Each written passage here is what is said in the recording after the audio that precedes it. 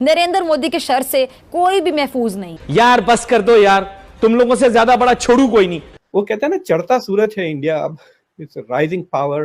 तो it is foolish for Saudi Arabia not to come closer to India.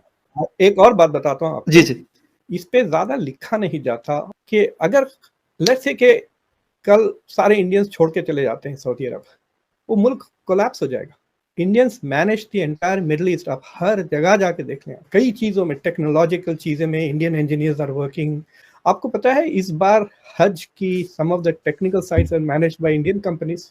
नतीजा ये हुआ है ओआईसी टूट गया है, total split in the OIC. और ये जो कॉन्सेप्ट है उमा का, ये तो खत्म ही हो गया है। ये उमा है ही नहीं, it's not a unified body. अब आप कुछ और सोचें।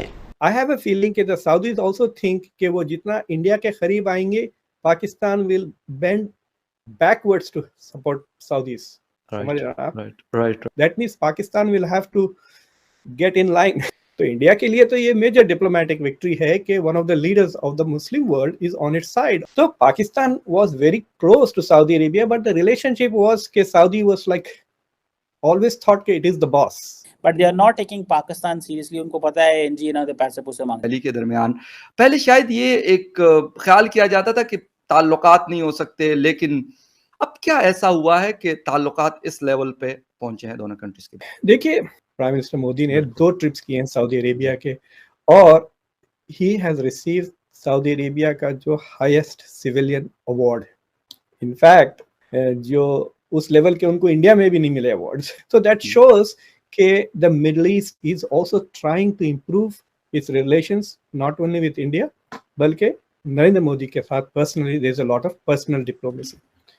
पिछले 3-4 साल में सऊदी अरेबिया के इन्वेस्टमेंट भी बढ़ गए। So there are lots of financial relations, और अब कल्चरल रिलेशंस भी बढ़ने लगे हैं। मैं सुना कि योगा बहुत पॉपुलर हो गया है सऊदी अरब में।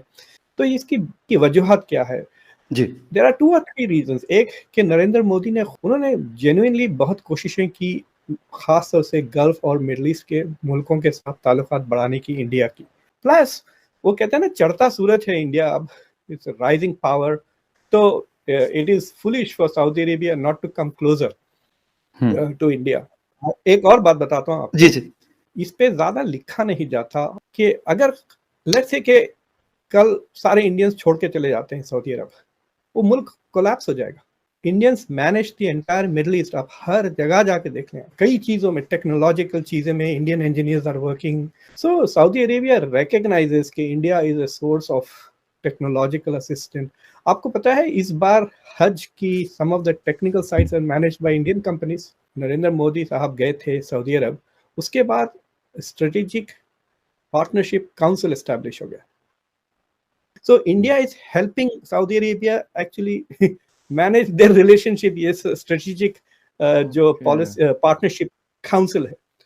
तो आप देख रहे हैं कि दोनों फ्रंट्स पे आगे बढ़ रहे हैं। Saudi have committed to nearly $45 billion investment in India.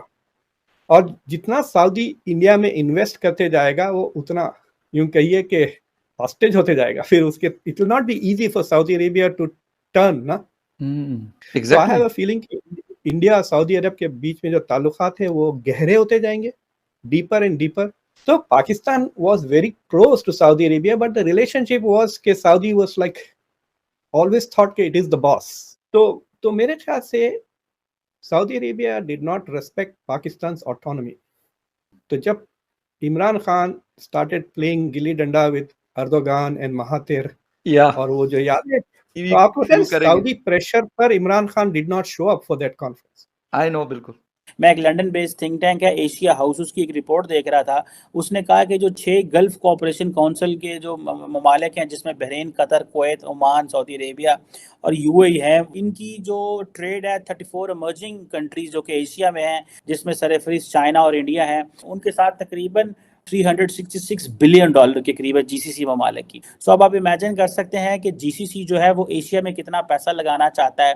वो इंडिया और चाइना को सीरियस पार्टनर लेता है, लेकिन वो पाकिस्तान को, क्योंकि हम जाते हैं $2-3 अरब मांगाते हैं। सो जीसीसी जो है, they are taking as a block, they are taking Asia very seriously, but they are not taking Pakistan seriously. उनको पता है एनजी ना पैसे पूसे मांगते रहते हैं। आई हैव अ फीलिंग कि द साउदीज आल्सो थिंक कि वो जितना इंडिया के करीब आएंगे, Pakistan will bend backwards to support Saudis. समझ रहे हैं आप? राइट इंटरनेशनल फोरम्स में आप कश्मीर को लेकर या कोई दूसरे फोरम पे you can not expect the Saudis now to support Pakistan against India.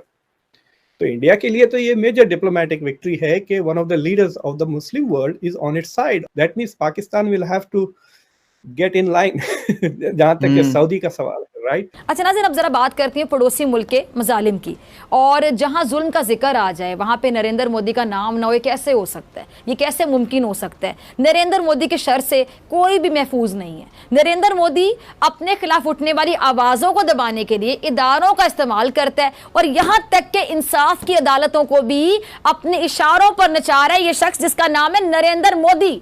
Modi इंसाफ का गला घोंटने के लिए अदालतों का बेपनाह इस्तेमाल कर रहा है। अब मकबूजा कश्मीर की जन्नत नज़ीर वादी जो कई दहाइयों से भारत के कब्जे में है, और वो कश्मीर को नहीं रोक सकते। देखिए, अवामी तहरीकें 10 साल गुजर जाए, 50, 70, 100 बरस, 125 बरस, एक दिन अलजजायर आज़ाद हुआ था ना 130 साल के बाद, एक दिन चीचनिया को आज़ाद होना है, एक दिन फलस्तीन को भी आज़ाद होना है, एक दिन कश्मीर को भी आज़ाद होना है। यार बस कर दो यार, तुम लोगों से ज्यादा बड़ा छोड़ू कोई नहीं।